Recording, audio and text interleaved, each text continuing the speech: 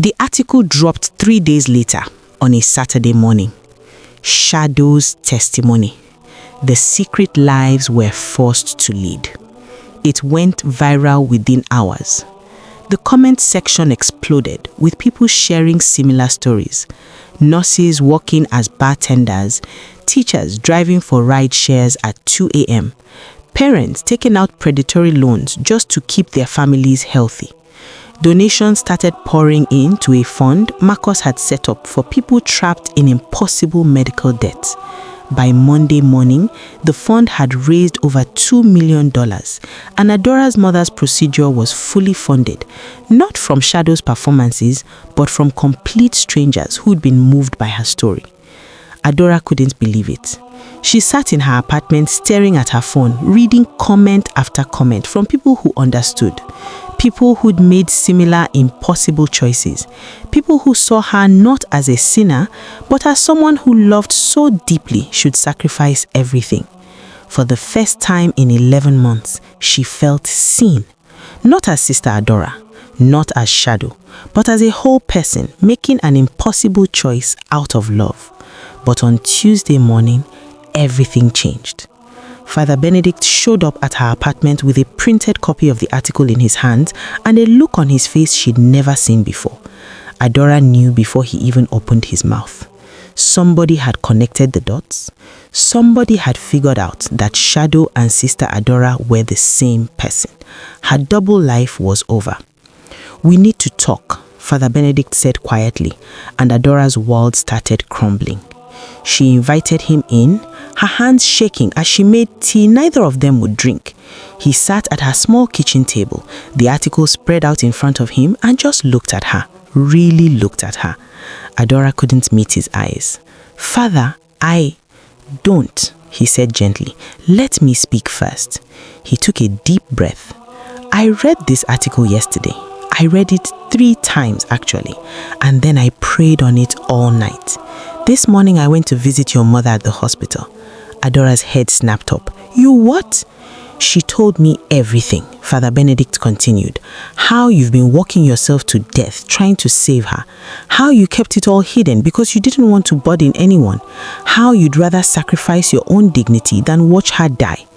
Tears started streaming down Adora's face. "I didn't know what else to do. I tried everything, I swear I did, but nothing worked, and she was running out of time, and I couldn't just watch her." "Adora," Father Benedict interrupted, reaching across the table to take her hands. His eyes were wet too. "I am ashamed, deeply, profoundly ashamed." She blinked, confused. "What?" "We failed you," he said simply. "You came to us in crisis and we gave you prayers instead of practical help. We preached about loving your neighbor, but when your neighbor needed $250,000 to survive, we shrugged and said we'd keep her in our thoughts. What good is faith without action? What good is a church that can't help its own family?" Adora sobbed. 11 months of holding everything together finally breaking apart.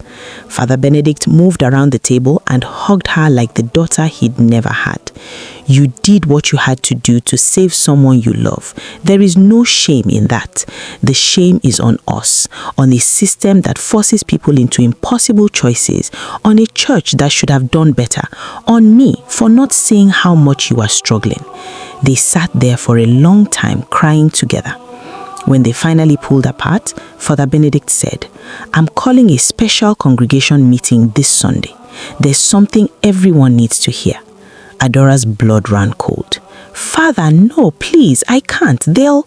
"Trust me," he said, squeezing her hands.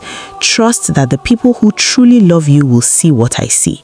That you are not defined by what you had to do to survive, but by the love that drove you to do it." That Sunday, Adora stood before the congregation in her white habit, feeling more exposed than she ever had at Club Inferno. The pews were packed. Word had spread that something important was happening. Father Benedict stood at the pulpit with the article in his hands. "I want to read you something," he began, and Adora's breath caught. She knew what was coming, but she wasn't ready. Father Benedict read the entire article aloud, every word about Shadow, about the impossible death, about the mask and the pole, and the desperate choice. The church was dead silent. You could hear people breathing, shocked gasps, the rustle of clothes as people shifted uncomfortably. When he finished, Father Benedict set down the paper and looked directly at Adora. "Sister Adora, I know this was you." The entire congregation gasped. Some people literally put their hands over their mouths. Mrs. Chen looked like she might faint. Little Marcus's mother pulled him closer. Adora was frozen, waiting for the condemnation, the judgment, the moment when everything she'd built at St. Michael's came crashing down. Instead, Father Benedict descended from the pulpit and took both her hands in his. "I want you to know something," he said loud enough for everyone to hear. "This young woman has more faith than I've seen in 40 years of ministry. She sacrificed her comfort, her reputation, her peace of mind, all for love. She worked harder than anyone should have to, faced judgment and danger, and never once asked us for help because she didn't want to be a burden. That's on us. That's our failure, not hers." The silence stretched on. Then a businessman in the back stood up. "Father's right. I'll cover the remaining hospital costs, all of them, and whatever else her mother needs for recovery." A woman in the front row stood next. "I'm a nurse. I'll coordinate her post-op care for free."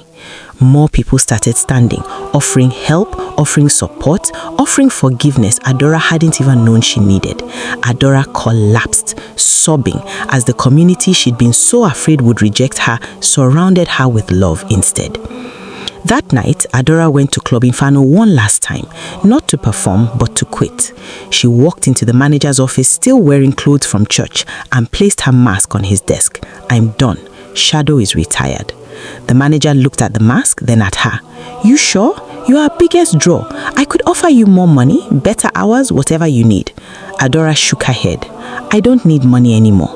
I need my life back. Just one life, not two. Just me." She walked out of Club Inferno into the night air. For the first time in 11 months, she felt whole. Not perfect, she was still broken in places, still healing from what she'd been through, but she was finally just Adora.